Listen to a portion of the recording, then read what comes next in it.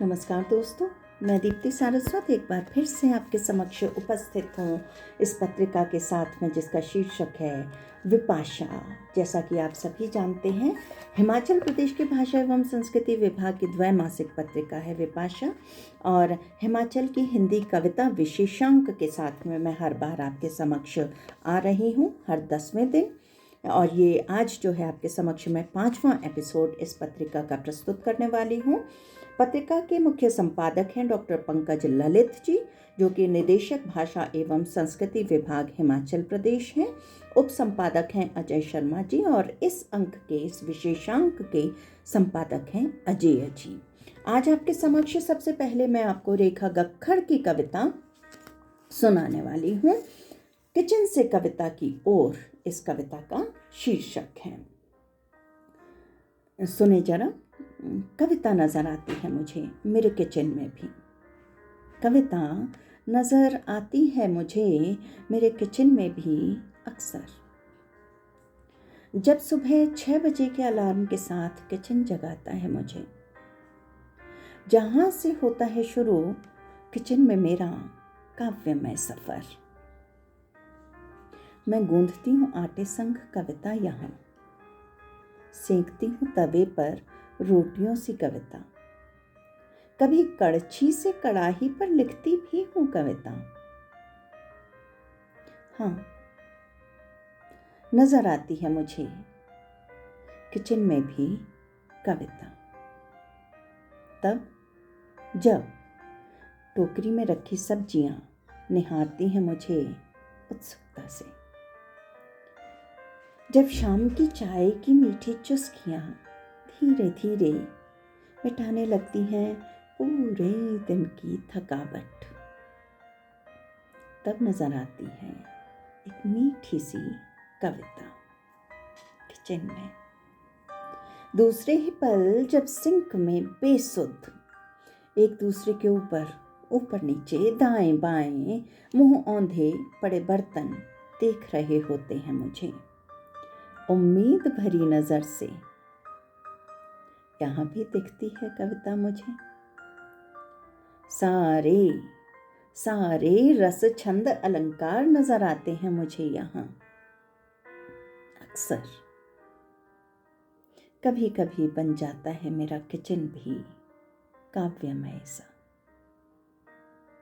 दोस्तों, इस कविता का रचना काल है 2020 का, और मैं आपको बताऊं कि रेखा गक्खड़ जी का जन्म जो है 1989 का है। इनका पैतृक गांव भुंतर है, जिला कुल्लू, हिमाचल प्रदेश। अगली कविता मैं आपके समक्ष जो प्रस्तुत करने वाली हूँ वो है इंदु नवनीत भारद्वाज की कविता, शीर्षक मायका। देखने में आमसी लड़कियों जैसी मगर थोड़ी ज्यादा निडर, सबल और सहनशील होती हैं वे औरतें जिनके मायके नहीं होते। देखने में आम लड़कियों जैसी मगर थोड़ी ज्यादा निडर, सबल और सहनशील होती हैं वे औरतें जिनके मायके नहीं होते। उनके लिए बना ही नहीं होता नवविवाहिताओं का पीहर वाला महीना, या भादों में बेटियों को पींगे झुलाता शीशम का पेड़। वे आंखों के काजल में छिपा लेती हैं काली रातों का भय, कलावे के नीचे कस कर बांध लेती हैं काले महीने की काली नजर। भीतर नमी बचाए रखने की कोशिश में वे ओढ़ लेती हैं पेड़ों की छालों का खुरदरापन, समंदर को दबा लेती हैं बर्फ की तहों के नीचे। वे कभी कभी नजरें चुरा कर बात करती हैं ताकि पलकों पर टिकी नमी हवाओं में न फैल जाए। अपने खालीपन में खुद ही बिखेरती या सहेजती रहती हैं रंगों की डिब्बियां, खुद ही बना लेती हैं त्योहारों की खिचड़ी और मालपुए तारों पर छोड़ आती हैं वेदना की पोटलियां। मामा का जिक्र आते ही वे बच्चों को दिखाती हैं आकाश। मामा का जिक्र आते ही वे बच्चों को दिखाती हैं आकाश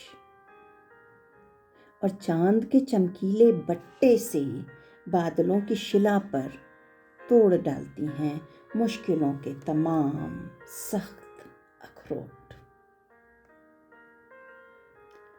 दोस्तों, इस कविता का रचनाकाल 2017 का है और इंदु नवनीत भारद्वाज का जन्म 1981 का है। पैतृक गांव कुल्लू है, जिला कुल्लू हिमाचल प्रदेश से ही संबद्ध है। अब आपके समक्ष जो कविता प्रस्तुत कर रही हूँ वो है संगीता कौंडल की कविता। शीर्षक है प्रेम तब और अब। संगीता कौंडल, तुमने देखा है कभी प्रेम का असली चेहरा? हाँ, मैंने देखा है। जब वह 1 साल से भी कम उम्र का नवजात देख रहा था दीवार पर लगी उस तितली को और पुलकित हो रहा था मन ही मन। मैंने देखा है उसे प्रेम में पगे हुए उस तितली के साथ। मैंने देखा है उसी बच्चे को जब वह माँ के सिवा किसी के स्पर्श को नहीं पहचान पाता था तो पास खड़े उस पिल्ले से बातें किया करता था।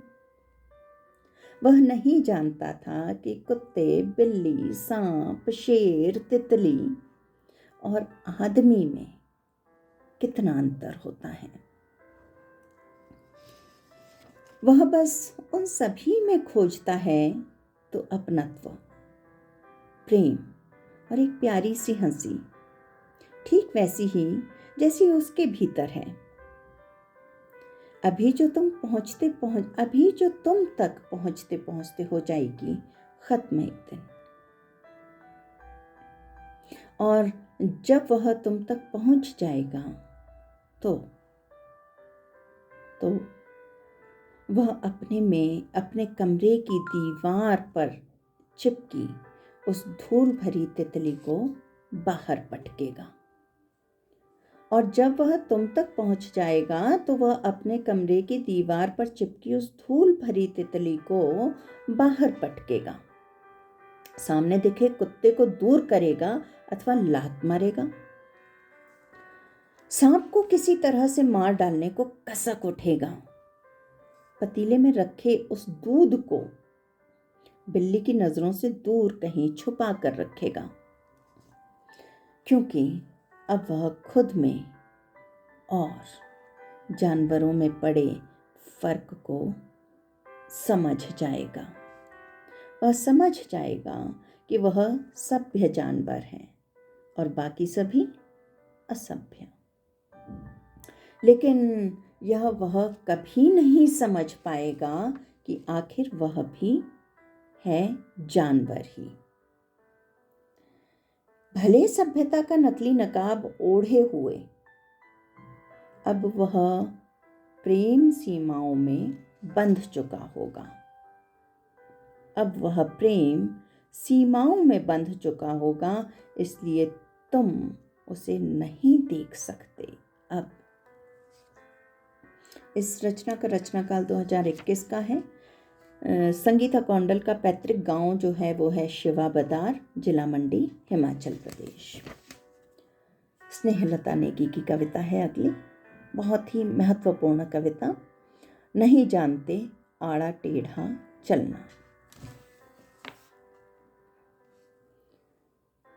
कंधों पर पहाड़ ढोते ढोते हम फिसल आए मैदानों में।